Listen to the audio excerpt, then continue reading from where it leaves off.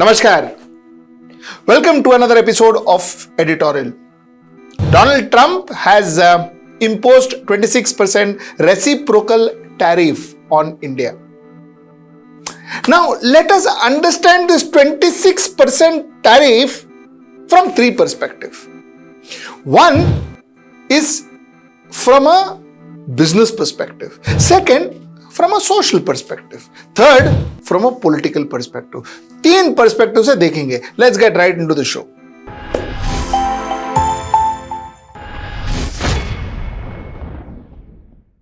Okay, so firstly, let's understand this concept of reciprocal tariff and why does Trump want to impose reciprocal tariff on the world.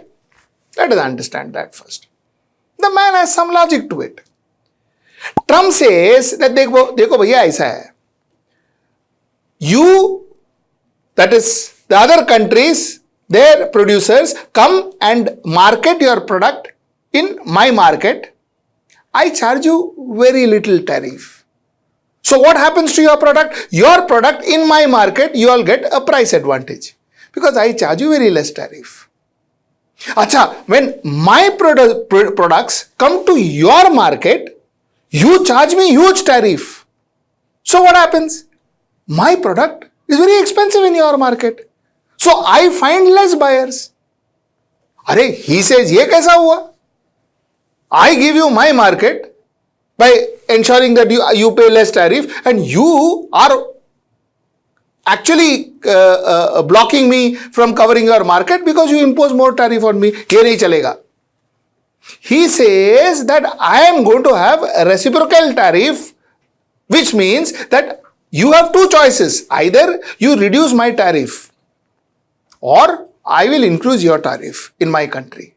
Two choices. Oh, abhi sambhal lo. If you say that theek hai, you increase my tariff, I will sell at a competitive price yet, so fine, fair enough, do it. Or you decrease your tariff for my products, I will decrease my tariff or keep the tariff same for your product. This is what he says. Now, why is Trump saying this?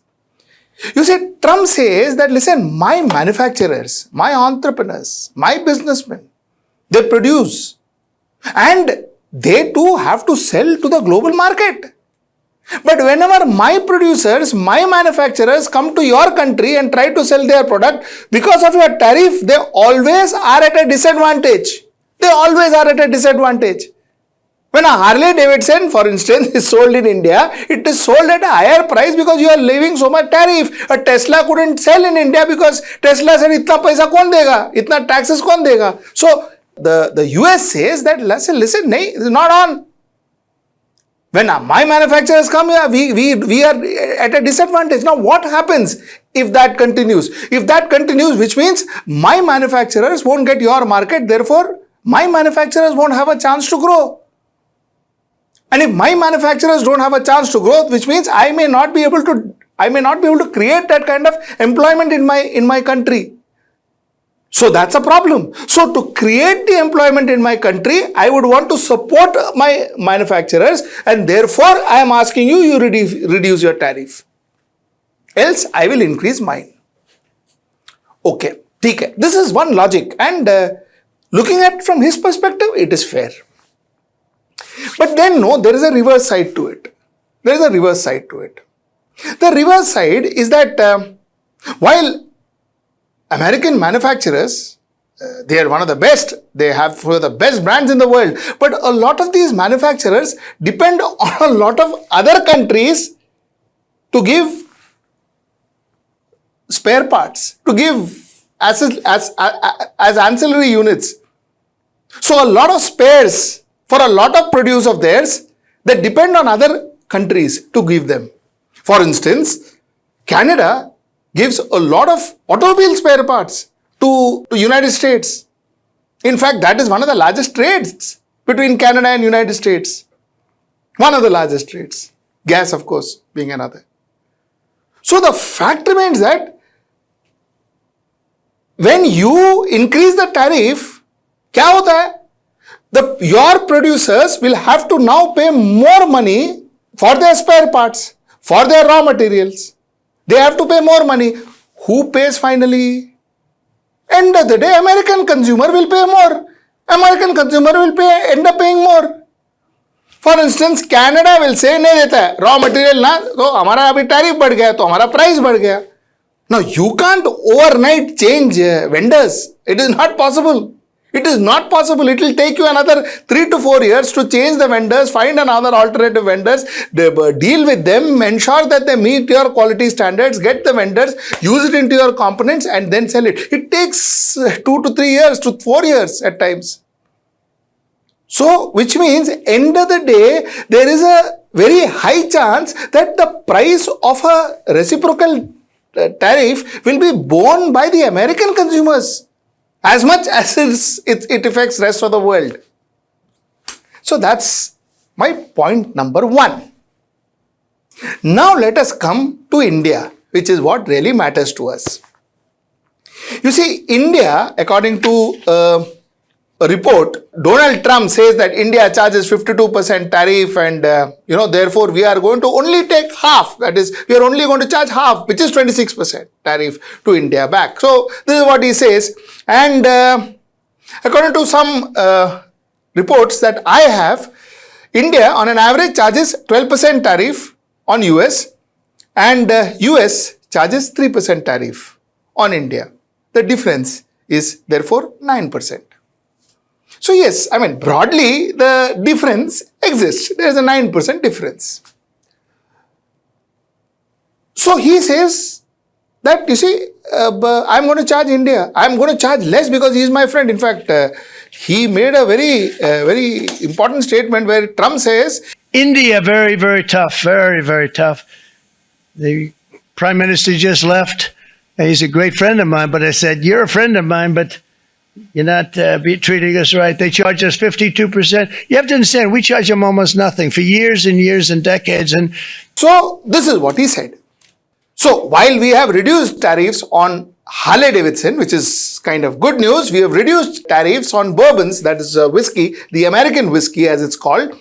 That's also good news. And we have reduced tariffs on Google tax. That also is good news. So we have reduced tariffs. We are succumbing. Now the fact remains that here, I don't think there is point in putting too much pressure on Mr. Narendra Modi. I will tell you why. You see, United States of America is one of the world's largest importers. They are also one of the world's largest exporters.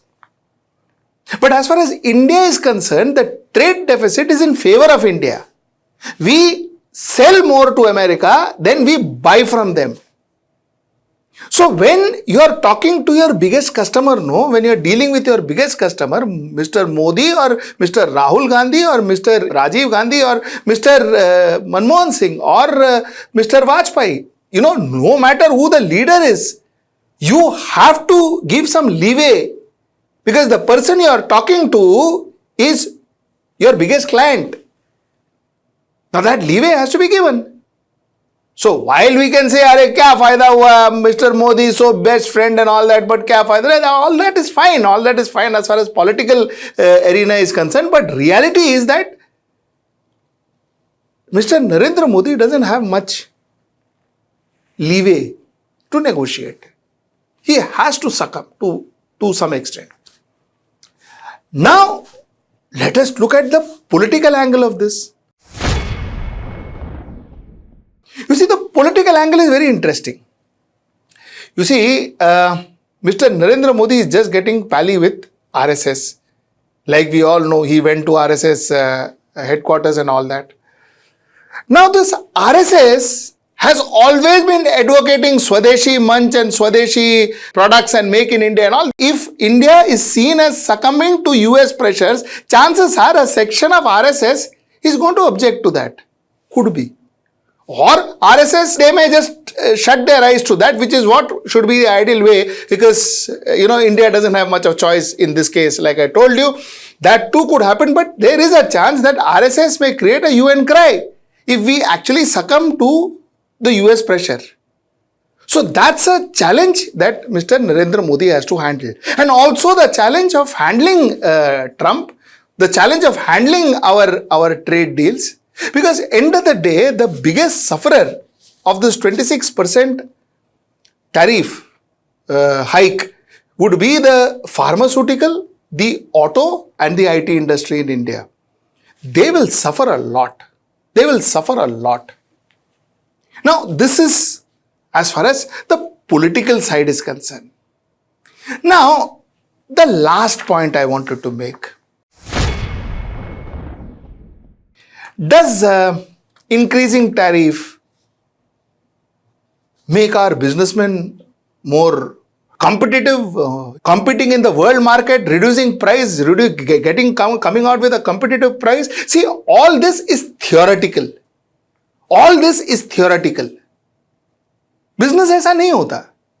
You see, business is not just about quality and manufacturing at a larger level and this innovative idea of manufacturing, zero inventory method. These are good things.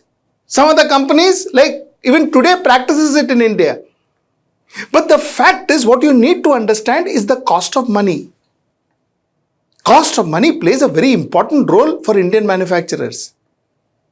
While you say that, now they have kept a gun on Indian manufacturers' head, now they will perform and all that, ये बोलने के लिए ठीक है, पर actually practically होता नहीं है. Because the cost of money for an Indian manufacturer is far higher than the cost of money for an American, for a European. The cost of money for them is around 3%, 2%, 4%, maximum 4%. Cost of money for an Indian entrepreneur, if he is a small entrepreneur, it is 16%. And he is a big entrepreneur, it is 9%, 11%. You see, that cost of money itself increases his cost.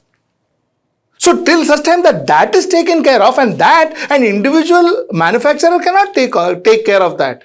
Or a industry put together cannot take care of that and sit over the bank and say, and sit in the and overall financial institutions and NBFCs and say, yaar, tum interest kam karo. It doesn't work that way. So the point is, while we have the advantage of cheaper labor, but we have a huge problem with our capital. Our capital is not cheap.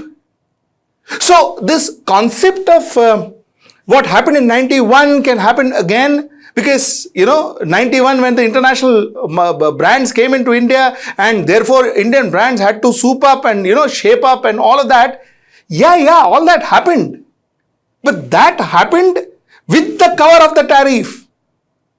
Indian companies had to change from a rattly scooter to a fantastic bike. That they did. But the fact remains that they had a cover of tariff even then. They could afford to make that motorcycle, price it at that particular price and sell it in the marketplace. They could do that. But now, with this kind of tariff, they won't get the kind of money that possibly an American businessman would, or a European businessman would, or most of the developed countries' businessmen would. Because for them, cost of money is far lesser. So it will be unfair to say that, Trump has done us a favor by increasing the tariff to 26%. It won't be fair. While theoretically it sounds right, but it is actually not fair. And it is not fair to even compare our businessmen and their pricing to foreign companies and foreign businesses. Yes, it is very fair to compare our businessmen, their quality and the quality we get abroad. That our businessmen needs to learn to ensure that we focus on quality. There is no doubt about it, which is what happened in 1991. Our businessmen started focusing on quality. So that's my take on this entire project. Before I end, let me tell you, my team had done a lot of research. I didn't take you through even half of it. Let me tell you, while Trump wanted to kind of put his tariff across the globe, he very unexpectedly levied tariff on an uninhabited island, a volcanic island actually, near Antarctica, home to glaciers and penguin. Only glaciers and penguins stay there, but Trump's tariff was slapped there, and this particular place, this particular island has been slapped with a 10% tariff on goods along with mainland Australia. So with mainland Australia, this island where only penguins live with glaciers, Trump said ने उधर भी 10%. कल penguin कुछ बेचा तो point है ना, penguin बेचेगा, you never know. So he put 10% tariff. So this is Trump. This is the Trump government, and yeah, this is the story of tariff and how it is going to impact India. Till I see you next time. That's tomorrow at 10. Namaskar.